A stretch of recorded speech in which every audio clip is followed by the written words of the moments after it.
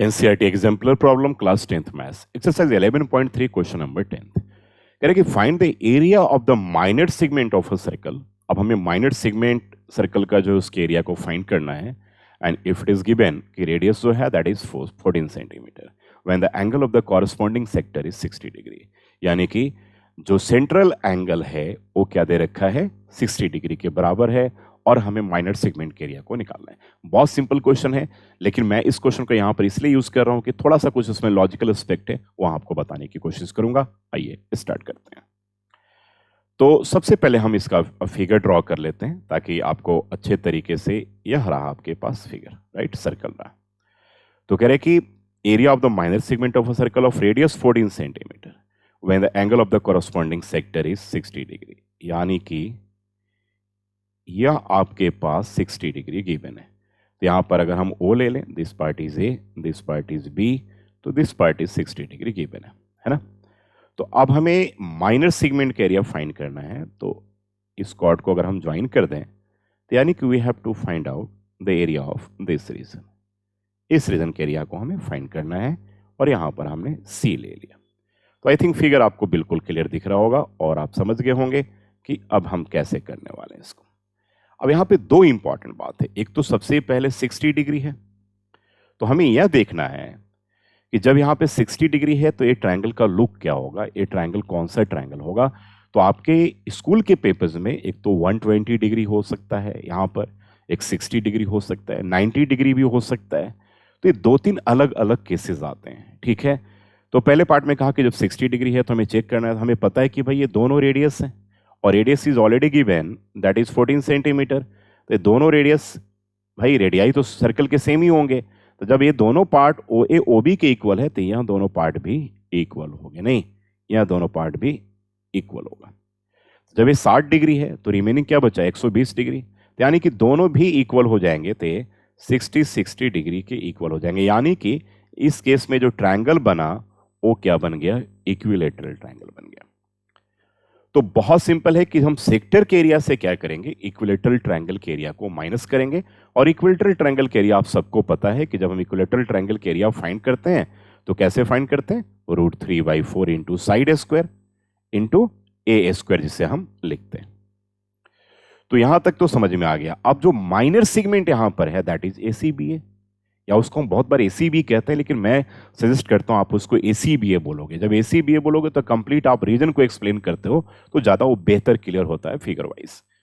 तो सबसे पहले हम आते हैं सेक्टर का एरिया, फिर हम निकालेंगे ट्रायंगल के एरिया। तो सेक्टर के एरिया से ट्रायंगल के एरिया को माइनस कर लेंगे, यानी कि माइनर सेगमेंट के एरिया हमें निकल जाएगा। अब यहाँ पे दो तीन चीजों को मैं लिखने की कोशिश कर रहा हूं। एक तो हमने लिख दिया कि OA इक्वल्स टू OB, और पेपर में दिखाना भी पड़ेगा radii of the same circle, ठीक है। देयरफॉर यहां पर एंगल OAB इक्वल्स टू क्या करोगे, angle OBA, and that equals to 120/2, और ये बच्चों करोगे तो क्या होगा 60 डिग्री के बराबर हो जाएगा, यानी कि सारे 60 डिग्री के बाद। तो इसका मतलब हो गया कि दिस इंप्लाइज AOB जो होगा वो क्या होगा, एक इक्विलेटरल ट्रायंगल होगा। पेपर में इसको लिख करके अगर दिखा देंगे तो एग्जामिनर के ऊपर एक अच्छा इंप्रेशन जाता है कि आपने वाकई में कॉन्सेप्ट के ऊपर भी पेपर में अपने वर्क करा हुआ है। तो ये ट्रायंगल इक्विलेटरल हो गया। तो इक्विलेटरल ट्रायंगल का जो एरिया हो गया, यानी कि एरिया ऑफ ट्रायंगल AOB जो होगा दैट इक्वल्स टू क्या हो जाएगा, √3/4, और यहाँ पर साइड जो है 14 है तो 14 का स्क्वायर हो जाएगा। इतना लिखने के बाद फिर इसे आप क्या करो, यूनिट जरूर चेक कर लिया करना, सेंटीमीटर स्क्वायर हो गया। तो ये पहला आपका फर्स्ट पार्ट का हमने एरिया निकाल लिया, area of equilateral triangle. Now we are coming to sector, and sector यहां पर जो है OACBO, इसे हम क्या कहेंगे, सेक्टर कहेंगे। अब सेक्टर के लिए ये आप इसे केस 1 लिख सकते हो, दिस इज केस 1, जैसे मैंने पहले भी करवाया था, ये केस 1। अब now we are coming to case 2, ठीक है। केस 2 में देखते हैं हम, ठीक है, सेक्टर की बात करते हैं। तो अब यहां पर देखते हैं सेक्टर OACBO, तो एरिया ऑफ सेक्टर, और इसको अगर आपको लिखना हो तो ऐसे लिख सकते हो OACBO तक, O से स्टार्ट करो, O के पास आ जाओ। तो ये क्या होता है आपको पता ही होगा, πr² इंटू θ/360 डिग्री। तो पाई के ही टर्म्स में भी इसे हम छोड़ देंगे, और रेडियस जो है 14 है तो 14 इंटू 14, और θ 60 है, अपॉन क्या हो जाएगा 360 डिग्री, और ये आपके पास इतना सेंटीमीटर स्क्वायर आ गया। अब यहाँ पर 6 टाइम कट गया और 2 3 जा और 2 7 जा, ठीक है, 2 3 जा 6 एंड 2 7 जा, और यहाँ पर अब आपके पास आ गया, ठीक है, नीचे क्या आ गया, 6 6 जा कट गया और 2 3 जा एंड 2 7 जा। अब आगे 3 से कटेगा नहीं, और 22/7 अभी आप लिखना भी चाहो तो लिख भी सकते हो, कोई प्रॉब्लम नहीं है, ठीक है। अगर आप वहाँ चाहो तो लिख सकते हो, तो चलो लिख लो, कोई दिक्कत नहीं है। तो ये 20 पाई की जगह पे 22/7 दे दो, 7 है इंटू 14 है और इंटू क्या है, ए 1/3 बच गया है ना। इस 6 से कट गया, 6 6 जा, ठीक है। तो उसके बाद 2 3 जा एंड 2 7 जा, तो नीचे 3 बच गया। अभी 7 से 7 कट जाएगा, तो अभी 22 × 14 एंड डिवाइडेड बाई 3, ये क्या होगा, सेंटीमीटर स्क्वायर हो जाएगा। अब यहाँ पर जब हम इसे सिंप्लीफाई करेंगे तो अब चेक करना आप एक बार, यहाँ पर √3 के टर्म्स में आ रहा है, ठीक है।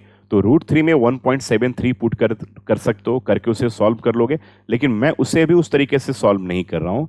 तो इसे हम क्या कर सकते हैं, यहाँ पर थोड़ा आगे इसको सॉल्व कर लेंगे हम, तो √3/4 इंटू 14 इंटू 14 है ना।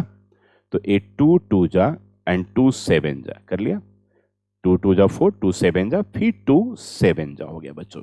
तो this will be 49√3 centimetre square आ गया। इसको 49√3 सेंटीमीटर स्क्वायर पे हम छोड़ देते हैं, और यहाँ पर हमारे पास क्या आ गया, अब 22 को 14 से मल्टीप्लाई कर लेंगे। तो 22 को 14 से मल्टीप्लाई करोगे तो 2 डिजिट कट रही, 4 2 जा 8, और ये 8 और 2 10, 0 1 हो गया, 2 1 जा 2 एंड 3, ये 308 आ जाएगा नहीं।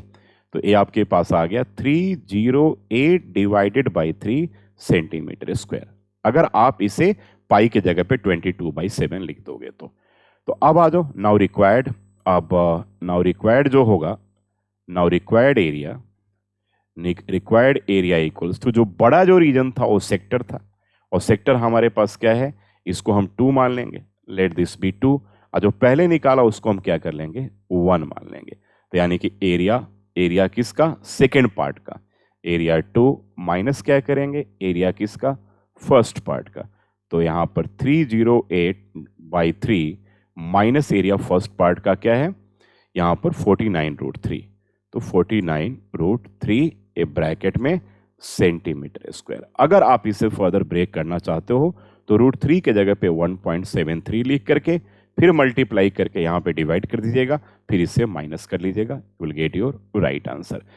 तो most important part was in this question जो था वो यह था कि यहाँ पर तो ट्रायंगल हमारे पास इक्विलेटरल मिल गया, ठीक है। बहुत बार 120 डिग्री मिलता है, तो 120 डिग्री के केस में हम क्या करते हैं, यहाँ पर परपेंडिकुलर ड्रॉ करके फिर इसको 60-60 लाते हैं, और वहाँ पर हम ट्रिग्नोमेट्री का यूज करते थे, याद होगा आपको, ठीक है। और 90 के केस में यहाँ पे जब 90 हो जाएगा तो हाफ इंटू दिस, यानी कि half into OB into OA कर लेते थे। तो ये 2 3 जो अलग अलग केसेस है, ये जानना बहुत जरूरी है आप सबके लिए, ताकि पेपर में अगर आप 60 डिग्री हो, या जैसे देखा आपने कि 60 डिग्री के केस में वो इक्विलेटरल ट्रायंगल बन जा रहा है, 90 डिग्री के केस में half into base into height का कॉन्सेप्ट हम यूज करेंगे अगर हमें ट्रायंगल का एरिया निकालना हो तो। लेकिन वही 120 डिग्री का अगर केस हो तो परपेंडिकुलर ड्रॉ करके ट्रिग्नोमेट्री का यूज करेंगे। बाकी इसका वीडियो देखने के लिए आप आगे देखिएगा, ठीक है। मैं इन सारी चीजों के ऊपर भी आप सबको कॉन्सेप्ट समझाने की पूरी कोशिश करूंगा।